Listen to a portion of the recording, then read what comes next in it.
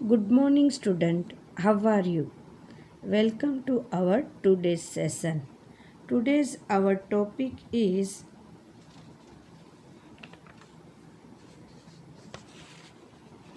Abnormal molar मास। आज का हमारा टॉपिक है एबनॉर्मल मोलर मास। 1 मार्क्स के लिए इसमें से क्वेश्चन पूछे जाते हैं। न्यूमेरिकल्स जैसे थोड़े क्वेश्चन होते हैं जो सॉल्व करने होते हैं। एबनॉर्मल मोलर मास मतलब क्या है? First of all, we know that ionic compound when dissociated in water, हम जब आयनिक कंपाउंड को वाटर में डिसोसिएट करते हैं तब उनमें पॉजिटिव और नेगेटिव आयन अलग होते हैं। KCl आयनिक कंपाउंड है, इसको हमने वाटर में डिसोल्व किया तो आयनिक कंपाउंड K+ और NaCl- डिसोल्व करते हैं। केटायन और एनायन वो डिसोल्व करते हैं। जब हमने उसमें डिसोल्व किया तो उसका वेट था 70.5 ग्राम्स, बराबर है। तो जब वो पॉजिटिव और नेगेटिव आयन में डिसोसिएट होते हैं तो उनका दोनों का अलग अलग वेट करें तो इनसे आधा होना चाहिए, हाफ आना चाहिए। उसी तरह KCl है, वो कोई भी वाटर को अगर हम देखें 1 किलोग्राम जितने वाटर लिए हैं तो उनका बॉइलिंग पॉइंट है 0.52 किलोग्राम जितना बढ़ा सकता है। तो इनको डिसोसिएट करके डालें तो उनका बॉइलिंग पॉइंट उससे डबल बढ़ना चाहिए, 1.04 केल्विन जितना बढ़ना चाहिए।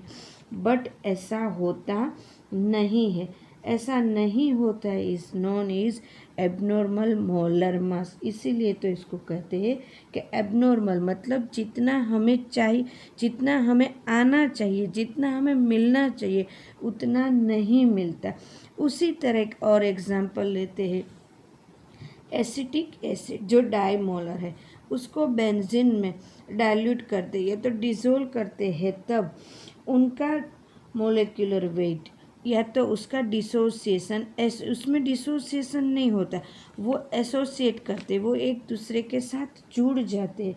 तो जब उसका एसोसिएट होता है तब हम डेल्टा TB और डेल्टा F की जो वैल्यू मिलनी चाहिए वो नहीं मिल रही, बस उससे हाफ मिल रही है। वो हाफ क्यों मिल रही है? तो इन सब में ऐसा क्यों हो रहा है? क्योंकि यहाँ पे डिसोसिएशन हो रहा है और यहाँ पे एसोसिएशन हो रहा है, इसीलिए जितना हमने सोचा था वैसा नहीं होता। एसोसिएशन जब हम मोल्स लेते हैं तो N मोल्स ऐसे लिखते हैं, N मोल्स ऐसे लिखते हैं। जब एक दूसरे के साथ जुड़ते हैं N टाइम्स मोल लिए तो हमने ऐसे मोल हो जाएंगे। जब एक दूसरे के साथ जुड़ते तो उनमें हाइड्रोजन बॉन्डिंग हो जाती है और यहाँ पे जो है वो बॉन्डिंग ब्रेक हो जाती है।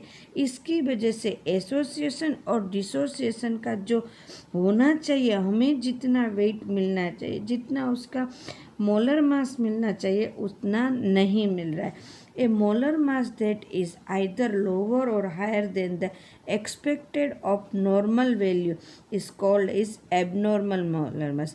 मतलब कि हमें जो थियरिकल हमने जैसा सोचा है, थियरिकल 1 मोल का इतना आता है तो 2 मोल का इतना आना चाहिए। जब हम प्रैक्टिकल करें लैब में तो प्रैक्टिकली उतना नहीं आता, उस is known is abnormal molar mass. So 1880 में वांट हाफ ने एक रूल्स दिया। Rule is known is abnormal molar mass van't Hoff rules. उसने रूल्स के हिसाब से ऐसा बताया कि वांट हाफ को मतलब abnormal molar mass van't half को जब हम कैलकुलेट करते हैं तो इसको आई से फाइंड करते हैं। तो I = नॉर्मल मोलर मास जैसा हमने सोचा था उतना आना चाहिए और डिवाइड बाय एबनॉर्मल मोलर मास, तो दोनों के बीच का जो डिफरेंस है वो हमें मिल जाएगा। उसी तरह ऑब्जर्व कलेक्टिव परसेंट और कैलकुलेटिव परसेंट, क्योंकि किसी में abnormal molar mass is extremely determine molar mass and then calculate collective properties are obtained by assuming a non volatile solvent. ये सब नॉन वोलेटाइल सॉल्वेंट में ही दिखाई देता है। उसी तरह I total number of molar moles of particles of associated या dissociated और number of moles of before associated और डिसोसिएटेड। मतलब प्रैक्टिकली जो मिल रहा है वो और थियरिकल जो मिल रहा है वो, दोनों के बीच का डिफरेंस निकाले तो जो डिफरेंस मिलेगा इज नोन इज वांट हॉफ्स एब्जॉर्मल नॉर्मोलर मास। अब मान लो कि उसकी वैल्यू आई की वैल्यू जो आ रही है हमें, आई की वैल्यू जो मुझे मिल रही है वो 1 से कम मिल रही है, 1 से लेस देन 1 मिल रही है, तो उसमें एसोसिएटेड होता है। मतलब वो सब साथ में मिल रहे, उनमें होता है हाइड्रोजन बॉन्डिंग होता है और हाइड्रोजन बॉन्डिंग की वजह से वो मिल रहे हैं।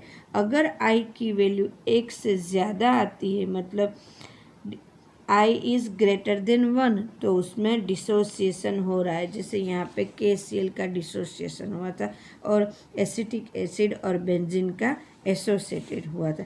तो हमने एक एक एग्जाम्पल लेके इसको समझाइए। 1 मार्क्स में बहुत ज़्यादा इसको पूछते हैं, 2 मार्क्स में बहुत कम इसकी प्रोबेबिलिटी है, संभावना है पूछने की। तो इससे इस रिलेटिव लोअर प्रेशर के सॉल्वेंट जो होता है उसके साथ भी रिलेटेड, तो वांट आपने उससे रिलेटेड एक इक्वेशन दे ही दिया है, P0 minus P1 upon P10 equal to IN2/N1। यहाँ पे जो हमारा आ रहा था आपको पता है, इससे आगे के लेक्चर में हमने लिया था, तो आई यहाँ इसकी वजह से इसकी जगह हम आई रख सकते। मतलब आई क्या है, तो evolution of boiling point delta TB equal to IKBM। उसी तरह delta TF equal to IKF हम लिख सकते। और उसी तरह ऑस्मोटिक प्रेशर जो अभी इस चैप्टर इसी भी लेक्चर 5 का पार्ट 1 है, osmotic pressure of solution pi is RT/V। तो ये जो रिलेशन है वांट हाफ्स ने दिए वो कैलकुलेशन के लिए बहुत इम्पोर्टेंट है, 1 मार्क्स के कैलकुलेशन के लिए। सो एबनॉर्मल मोलर मास मतलब जितना हमें आना चाहिए उतना नहीं आता है, is known is abnormal molar मास। इससे आगे हम एक और टॉपिक कर लेते हैं। अब हमारा चैप्टर का लास्ट टॉपिक चल रहा है, चैप्टर कंप्लीट होने को आया है। Azeotropic solution. Azeotropic solution, what is azeotropic solution? Azeotropic solution को क्या है, जब दो सॉल्यूशन को हम मिक्स करते हैं उनके कांस्टेंट टेम्परेचर जो है वही रहने के लिए, कि हमने पहले चेक कर लिया है कि फाइंड कर ले कि इसका टेम्परेचर है वो कांस्टेंट है और उनमें कुछ चेंज किए बिना हम दो सॉल्यूशन को मिक्स करते हैं और उसके बाद उसके टेम्परेचर में जो चेंजेस आता है उस non is azeotropic solution. This solution which boils at constant temperature without any changes its composition is called azeotropic solution। जो नॉन आइडियल में ही होगा, नॉन आइडियल में ही दिखाई देगा, वो ideal solution never be azeotropic solution. Ideal solution कभी azeotropic solution नहीं दिखा। Azeotropic solution can not separate by fraction distillation, can be separate by azeotropic distillation. Azeotropic solution को अगर डिस्टिलेशन करना है तो फंक्शनल डिस्टिलेशन से वो नहीं होगा, वो एजियोट्रॉपिक डिस्टिलेशन से ही उसको अलग करते हैं। Azeotropic distillation classified 2 types, low boiling azeotropes और high boiling azeotropes. Low boiling azeotropes and high boiling azeotrope, या तो इसको ऐसा भी बोल सकते हैं लो बॉइलिंग को कि minimum boiling azeotrope, minimum boiling, और हाई बॉइलिंग एजियोट्रॉप को हम बोल सकते हैं मैक्सिमम बॉइलिंग एजियोट्रॉप।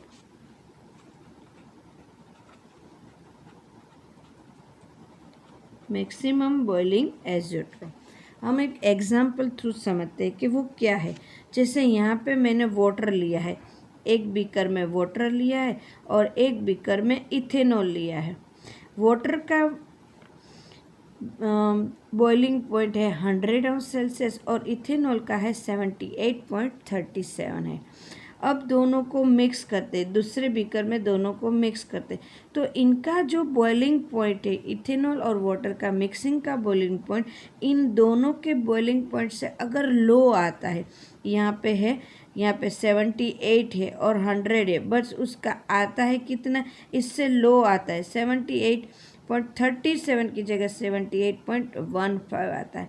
मतलब जितना आना चाहिए उतना नहीं आता, कम आता है। इसकी क्वांटिटी भी हमने जितनी चाहिए उतनी, इसकी क्वांटिटी है 4.03 और इसकी है 95.94, जितनी हमें लेनी चाहिए उतनी ही लिए, फिर भी हमें उसका बॉइलिंग पॉइंट कम आ रहा है।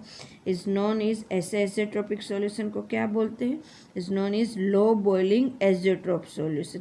ऐसा क्यों होता है? वाई? यहाँ वाटर जब हमने वाटर लिया है तो वाटर के बीच में अट्रैक्शन होगा मोल के बीच में, उसी तरह इथेनॉल के मोल के बीच में भी अट्रैक्शन होगा, उसके मोल में, उसके कंपाउंड के बीच में अट्रैक्शन होगा। अब उसके बाद दोनों को साथ में मिक्स करते हैं तो वाटर और इथेनॉल के बीच में जो अट्रैक्शन होता है वो पहले के अट्रैक्शन वाटर और इथेनॉल के कंपाउंड के अट्रैक्शन से कम होता है, इसीलिए इसका बॉइलिंग पॉइंट है वो कम आता है। उसी तरह एक और एग्जांपल मैंने लिया है, इथेनॉल और बेंजील को मैंने दोनों को ले, इथेनॉल का 78.37 है और बेंजीन का 80.1 है। जब दोनों को साथ में लेते हैं एक बीकर में तो उसका आता है 67.8, मतलब लो आ रहा है। एट्रैक्शन की वजह से ये हो रहा है। यहाँ पे कंपोनेंट का मिक्सिंग है 32.4% एंड 67.6%। अब उसी तरह ये जो है वो राउल्स लॉ को फॉलो नहीं करते, बट राउल्स लॉ में वो पॉजिटिव डेरिवेटिव्स बताता है, जितना चाहिए उससे कम आता है बॉइलिंग पॉइंट, तो पॉजिटिव डेरिवेटिव्स बताता है, इस पॉजिटिव डेरिवेटिव्स राउल्स लॉ में। उसी तरह हाई बॉइलिंग एज़ोट्रोप देखते, तो हाई बॉइलिंग एज़ोट्रोप में क्या होता है, यहाँ पे मैंने वाटर लिया है, उसका भी एक एग्जाम्पल ही ले लेते हैं, एग्जाम्पल थ्रू इजी पड़ता है हमें अंडरस्टैंड करने के लिए। वाटर लिया है और नाइट्रिक एसिड लिया है, वाटर का बॉइलिंग पॉइंट है 100 अंश सेल्सियस और इतने नाइट्रिक एसिड का है 83 अंश सेल्सियस। जब हम यहाँ पे वाटर और नाइट्रिक एसिड दोनों को साथ में लेते हैं एक बीकर में, तो वाटर और नाइट्रिक एसिड का बॉइलिंग पॉइंट हमें आता है 125.5 सेल्सियस, 125 से, मतलब इन दोनों से ज़्यादा आता है, इसलिए is known is high boiling azeotropic solution. क्यों होता है ऐसे? यहाँ पे वाटर का जो एट्रैक्शन होता है मॉलिक्यूल्स का, और यहाँ पे नाइट्रिक एसिड का जो एट्रैक्शन होता है वो वाटर और नाइट्रोजन का एट्रैक्शन उनसे ज़्यादा आता है, इसीलिए इसका बॉन्ड टू ब्रेक नहीं हो पाता जल्दी से और उसका बॉइलिंग पॉइंट है वो ज़्यादा आता है। और इसका परसेंटेज है 32% वाटर लिया है और 68% हमने नाइट्रिक एसिड लिया। इसी तरह एक और एग्जांपल लेते हैं, क्लोरोफॉर्म और एसीटोन को ले लेते हैं। क्लोरोफॉर्म का बॉइलिंग पॉइंट है 61.2 और इसका है 56 सेल्सियस। जब हम दोनों को साथ में लेते हैं तो उसका बॉइलिंग पॉइंट है वो 65 आता है।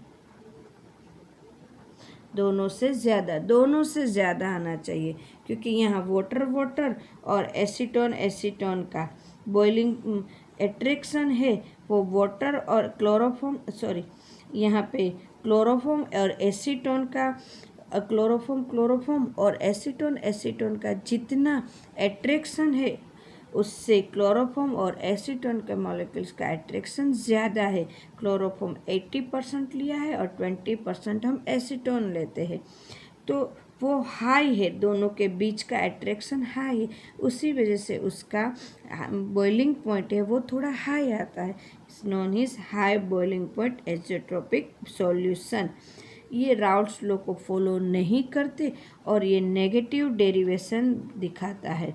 हमने आगे इस चैप्टर में डेरिवेशन क्या है ये हमने देखा था कि जो नहीं आता उससे ज़्यादा या कम आता है, नॉन इज डेरिवेटिव। जितना वो राउल्ट्स लॉ का होना चाहिए वैसा कर्व नहीं आता, या तो कर्व ऊपर की तरफ आता है या तो नीचे की तरफ आता है इस कर्व में। तो इस पॉजिटिव और नेगेटिव डेरिवेशन, ये था हमारा azeotropic solution.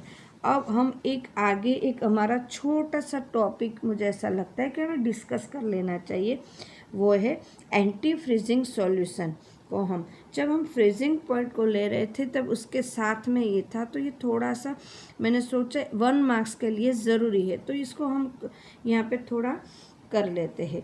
Anti freezing solution जैसे कार में हम यूज़ करते हैं, कार में रेडिएटर होता है जो वाटर को फ्लो करता है इंजन के आसपास, ताकि इंजन है थोड़ा सा ठंडा रहे, कूल रहे और उसका टेम्परेचर है वो मेंटेन रहे। इसीलिए उसमें एक ऐसा एंटी फ्रीजिंग सॉल्यूशन डालते हैं कि जो उसका टेम्परेचर बहुत नीचे भी नहीं जाने दे और ऊपर भी नहीं जाने दे और उसको मेंटेन करके रखे। उसी तरह वो नॉन वॉलेटाइल सॉल्यूंट होना चाहिए।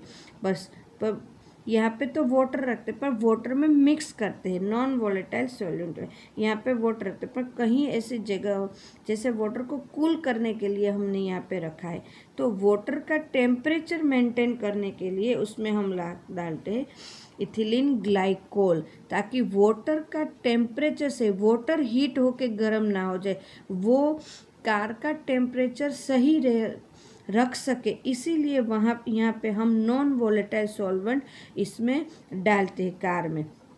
उसी तरह एक ग्लाइकोल का भी यूज़ होता है कि नॉन वॉलेटाइल सॉल्वेंट है, ये दोनों टेम्परेचर को मेंटेन रखते हैं एंटी फ्रीजिंग के लिए, या तो बहुत कम ना हो जाए या तो ज़्यादा ना हो जाए। उसी तरह NaCl और वाटर का एक सॉल्यूशन लेते हैं जिसको हम आइसक्रीम बनाने में यूज़ करते हैं। ये सॉल्यूशन है, ये तो प्योर कंपाउंड है, ये सॉल्यूशन है, ये सॉल्यूशन को यूज़ करते हैं हम जब आइसक्रीम बनाते हैं। तो आइसक्रीम का जो बनाने का जो पूरा होता है कंटेनर होता है, उसके आसपास सराउंडिंग हम NaCl आइस में NaCl डाल देते हैं, इट मीन्स वाटर में और NaCl का मिक्सचर रखते हैं।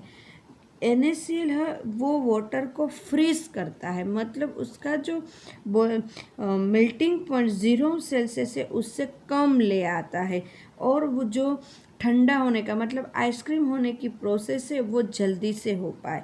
इसीलिए आइसक्रीम में करते हैं और लेब में ऐसे बहुत यूज़ करते हैं, स्टूडेंट बहुत यूज़ करते हैं। इसको तब स्टूडेंट को यूज़ नहीं करना चाहिए। वैसे तो कोई भी टेम्परेचर को अगर नीचे लाना है, 0 से भी नीचे लाना है तुरंत ही, मतलब प्रैक्टिकली हमें ऐसा देखना है कि तुरंत अगर इमीडिएटली नीचे टेम्परेचर आता है तो उनमें क्या चेंजेस होती है, और वो अपने आप नीचे आता है तो क्या चेंजेस होती है। तब इसको हम लेब में यूज़ करते हैं NaCl वाटर को, या तो किसी का फ्रीजिंग पॉइंट लेना है, उसी तरह किसी को जल्दी से डीप फ्रीज करना है लेब में, ऐसे कितने सारे कंपाउंड सॉल्यूशन है कि तुरंत उसको फ्रीज करने पड़ते हैं, तब उसका यूज़ यहाँ पे NaCl और वाटर का यूज़ वहाँ पे करते हैं। तो ये था हमारा आज का, और हमारा अब सेकंड चैप्टर है बिल्कुल कंप्लीट हो गया है। हमने सारे टॉपिक, जितने टॉपिक आते थे सबको हमने यहाँ पे कवर कर लिए हैं, और इस टॉपिक से न्यूमेरिकल्स ज़्यादा पूछते हैं। 1 मार्क्स थियरी भी पूछते हैं बट न्यूमेरिकल्स की संभावना सबसे ज़्यादा है, और इस टॉपिक में से 1 मार्क्स के 4 क्वेश्चन होते हैं, और सारे के सारे क्वेश्चन ऐसे न्यूमेरिकल्स कैलकुलेट करने वाले ही ज़्यादा होते हैं। कैलकुलेट करने वाले 1 मार्क्स के, किसी के एग्जाम्पल से वो कैलकुलेट करने होते हैं, या तो किसी के एग्जाम्पल्स ऐसे ही दिए हैं, वन टॉप से रिलेटेड क्या है, ये जो कॉम्बिनेशन है वो पूछते हैं, किसी का लॉज पूछ लेते हैं। तो ये सब इस चैप्टर में से ज़्यादा पूछते हैं एग्जाम्पल्स। और ये लॉ है बहुत अच्छे से, और इसकी जो फॉर्मूला है, लॉज की जो फॉर्मूला बताई हुई है, ये सब ज़्यादा पूछते हैं 1 मार्क्स में कि इनमें से कौन सही है।